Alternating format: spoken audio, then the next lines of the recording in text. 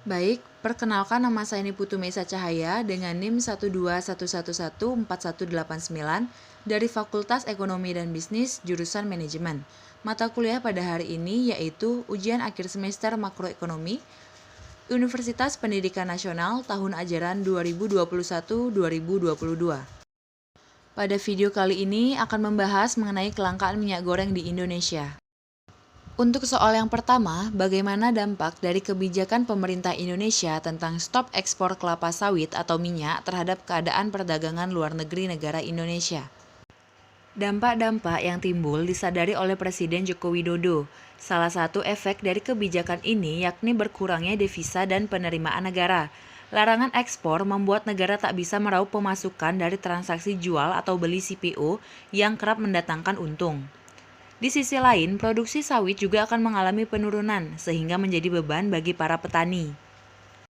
Pertanyaan kedua, bagaimana penawaran uang dan permintaan uang di negara Indonesia imbas dari kebijakan pemerintah Indonesia terkait stop ekspor kelapa sawit atau minyak? Presiden Republik Indonesia, Insinyur Haji Joko Widodo, memberikan bantuan langsung tunai sebesar Rp100.000 per bulan bagi warga negara untuk persediaan minyak goreng. Pertanyaan ketiga, apakah inflasi dan pengangguran terkena imbas dari kebijakan ini? Dalam pertemuan terakhir, Bank Indonesia menyatakan tetap bersabar dalam melakukan lebih banyak respons moneter terhadap kenaikan inflasi dan melakukan langkah-langkah yang sejalan dengan kebijakan pemerintah untuk memastikan stabilitas harga sekaligus menjaga momentum pertumbuhan ekonomi. Karena inflasi harga minyak goreng akan mereda, sikap BI saat ini kemungkinan akan tetap utuh, dengan 2 kenaikan suku bunga diharapkan di semester kedua 2022, kata beliau. Pertanyaan keempat, bagaimana pertumbuhan ekonomi Indonesia setelah ditetapkannya larangan ekspor kelapa sawit?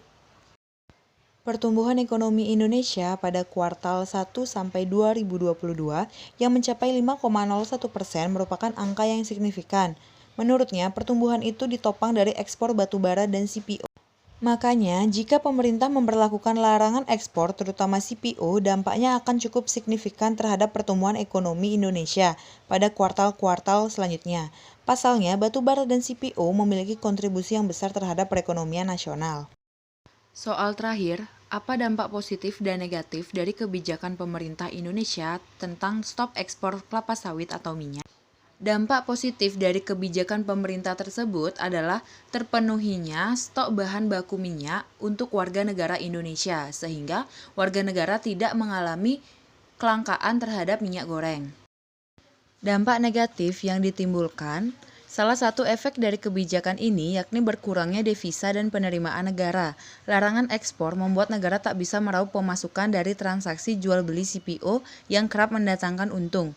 Berdasarkan catatan riset CNBC Indonesia, pemerintah diperkirakan kehilangan penerimaan negara dan pungutan ekspor hingga 13 per triliun rupiah per bulan akibat kebijakan larangan ekspor minyak sawit mentah atau CPO.